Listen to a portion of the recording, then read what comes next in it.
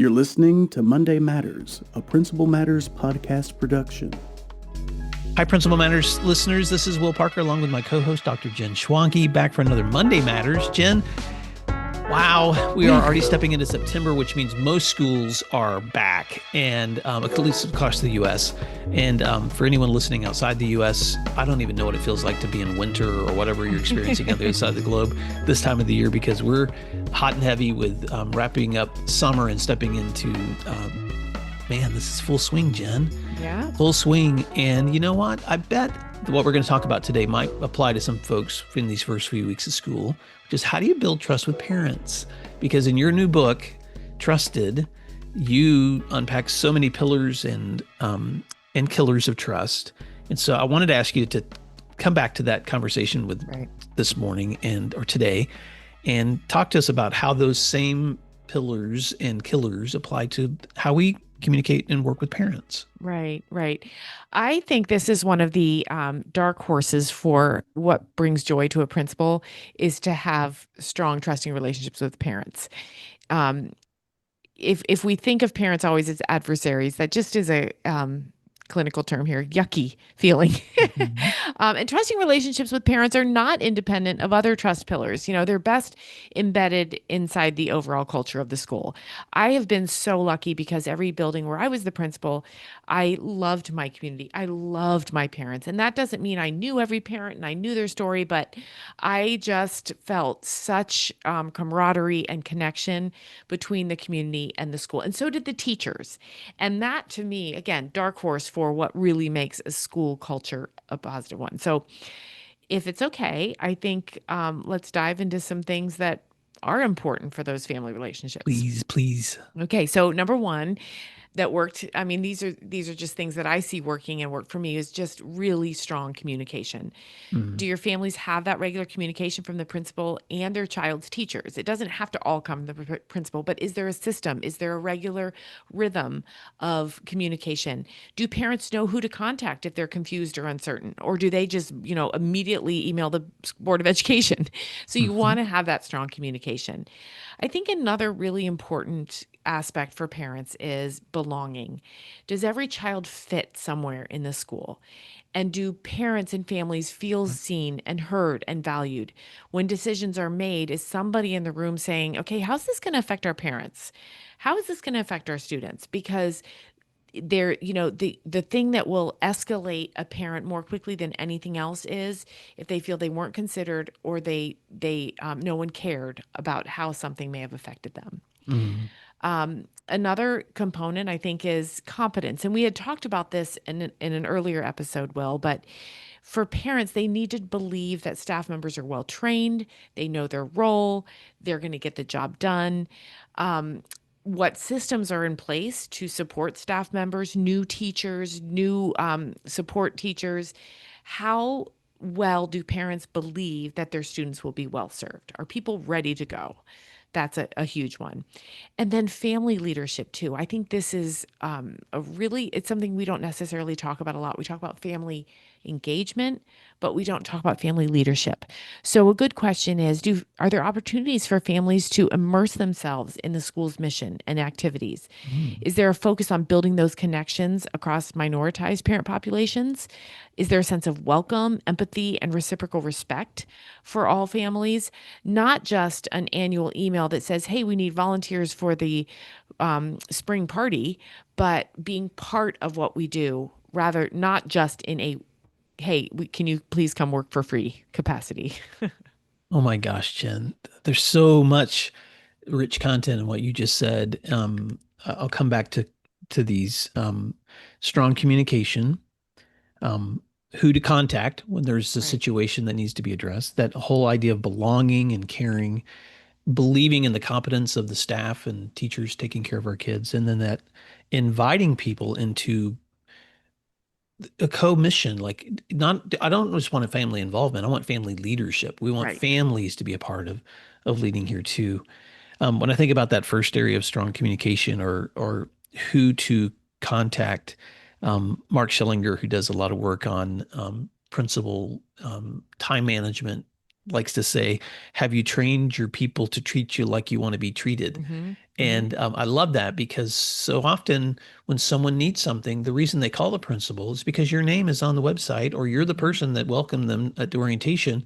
You're the face of the school, but you may not be the most appropriate person to answer that question. And That's right. so taking the time to train your staff or your teachers, sometimes people call that a first responder list of knowing Right. that when someone calls, this is who they talk to about nutrition or health or curriculum, or that teacher who can answer that question more directly than I can, or maybe somebody at the central office. But don't leave your staff hanging, wondering who are supposed to answer these questions. And the seasoned staff knows that over time, Right. but a strong leader will make sure that's clearly understood stepping into a school year, Right. Jen. So I love those. Well, Um, and I, Go ahead. to that point, I can't stress enough how much of a misstep it is when principals, when a parent or a family's upset or angry and they go to the principal, if the principal tries to solve that problem. I used to do that, so I know very, very well how unwise this is. Hmm. The first answer always needs to be, have you talked to the teacher? Um, okay, you didn't get the answer you wanted, but did you get the answer that's accurate and true and actually the most helpful? To not absorb all of the angst of your community is so wise, because if you do, you'll have to continue to do so. A simple example was, I remember I used to get emails from one particular parent at 10 or 11 at night, and she was always angry about something. I later came to find out all of her emails were written when she was about 3 or 4 chardonnays in, and so that was not it was that she wasn't her best self. And what I was doing is answering them at 10 at night. Hmm. And what I was saying to her, it didn't matter what my word said. My reply said, I will answer you at 10 at night on behalf of someone else, when I should have done nothing and said, you're going to need to take that question to the teacher. Now, you have to fully support your teachers, especially if they have a parent who's coming at them 3 chardonnays in and not being all that rational. But to take on the angst of an entire school community of parents is just not sustainable. Oh, Jen. Oh, there's just so much more we can unwrap here. I'm just having so many crazy memories too. Same thing goes with social media.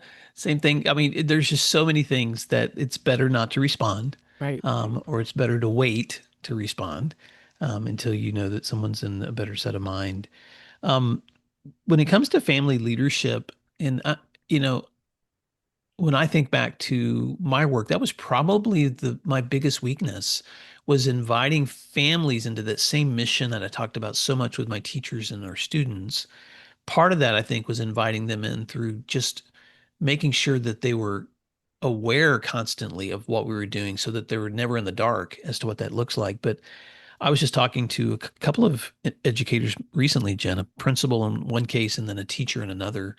Um, the principal works in a community that has been historically low performing, and is already seeing incredible achievement increases in that community. And one of the things that he and his staff have spent a lot of time doing over the summer was actually going out in the community and knocking on doors and meeting parents and inviting them to the school and just getting to know them. And I was having a similar conversation with an elementary teacher who was struggling with how do you handle when you have that one child that just seems to be creating the most chaos. And I asked her, have you thought about a family meeting, but like going to their home and or asking them to come to a place where they feel welcome? And that was a new idea, because, and I'm not suggesting these are all quick fixes or prescriptions, Jen, but there are so many different ways that when we are willing to go be with our communities, they're not just somebody we send emails to or social Right. media posts to or put things on our marquee, but we actually ride the bus into That's right. that neighborhood where you're having the biggest struggles. And so, any other thoughts on that, on ways to build that family leadership? Well, yeah. Well, yeah, I have a Yeah. lot of thoughts. One of them that strikes me as critical here is to hear what parents are saying to you. Um, really understand what their priorities are. Many times we assume that parents' highest priority is that their kids be happy. And yeah, we all want happy kids, but I think safety is sometimes trumps that. Communication sometimes trumps that. Um, Academic outcomes do, because all of those things together make happy kids, right? If those components are in place, then happy kids, happy parents, happy teachers, happy principals. Yeah. um, One of the other things that I do think we should pause and talk about here is, and we mentioned this a couple of episodes ago, Will, my editor, when I wrote this book, asked me to tie all of this trust talk to student outcomes.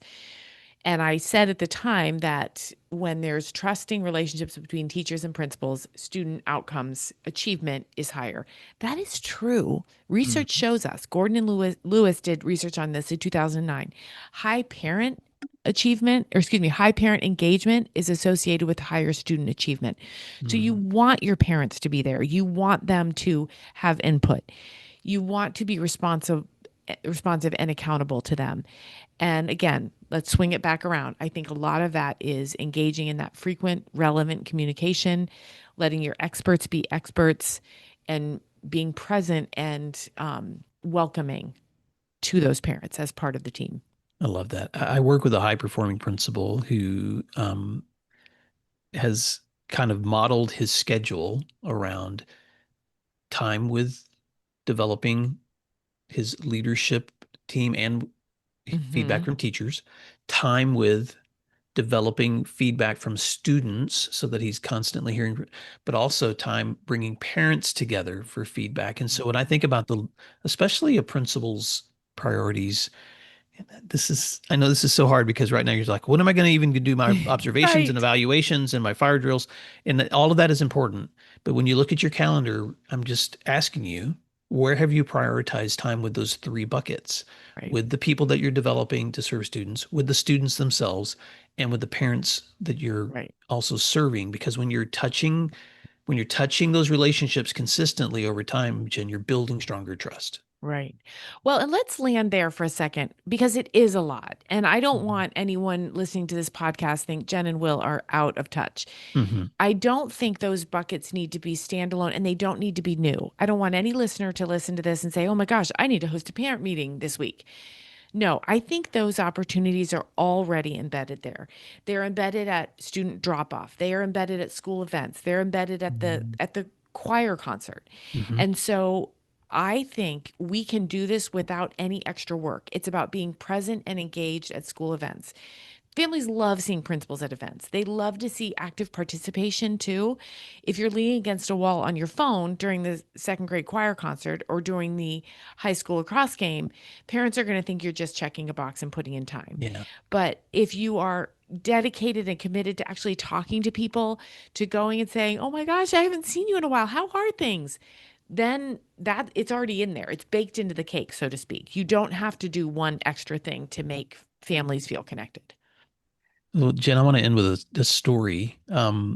Back in the summer when you and I were at the United Conference, we were both presenting, and I had the opportunity to present on my book, Whose Permission Are You Waiting For? And afterwards, I was signing some copies of books for people that had attended. And I was surprised. There was a gentleman that when he got to me, he said, you probably won't remember me, but I'm a principal now and I serve at a school in Oklahoma. He said, but when my boys were in high school, we were going through a really difficult time in our family. My wife and I were going through the divorce, and it was a really painful time in our family's history. And so my boys had moved with their mother to your community. And he said, and I had to kind of take a step back because of some of the things going on during that time. He said, but I've never been able to meet you to tell you I had an enormous amount of comfort and encouragement watching how you led my boys Mm, during the years that they were there because they felt they belonged, they thrived. And he said, I just want to say thank you mm. for the way that, and I started crying, Jen, right there Right, at my book right, table, right, because you know how that was 10 years ago with these two right. boys. And of course, I remembered that once we got to talk, I got to remember those boys and the amazing things they did during school. But I just want to say this to principals. You may never get to have the conversation with someone 10 years later or a week later or a month later. But right now, there are children in your care and students in your care, and the ways that you are building this trust with them and with your teachers and extending that to the community, it's making a difference. And in ways that may be completely intangible or for you to be able to explain. But Jen, thank you so much for this book, because trust it's the foundation for everything that we need to do if we're going to lead thriving, healthy school communities. So we don't want listeners to feel overwhelmed. We just want to encourage you that these muscles that we're building for trust, they do bear fruit over time. That's right. That's right. And by the way, I forgot to say this in our previous episode. Anyone who signs up for my newsletter, Principal Problems, I'm going to do a random drawing every single week for the next 8 weeks and send a free book. So sign up for the newsletter and more trust stuff at Jen at Jen Schwanke. Excuse me. No, I'm telling you my email address at jenschwanke.com and click on newsletter and sign up. And I'm going to just pick somebody and send them a book. I'm sending one today to rural Montana. I have someone who signed up and she won and she's thrilled. She gets a free book. Oh, Jen, that makes me so excited. Well, I was the very first person to sign up for the newsletter, and in Principal Matters listeners, as we wrap up, thank you for taking time to listen and learn together. You can check out all of Jen's resources at her website at jenschwanke.com or mine at williamdparker.com. And please share this episode with your friends and encourage them to learn together. But until next time, thanks for doing what matters. We'll talk to you soon. Thank you for listening to today's episode of Principal Matters, the School Leaders Podcast. If you enjoyed the show, would you take a moment and like, share, subscribe, or leave us a review?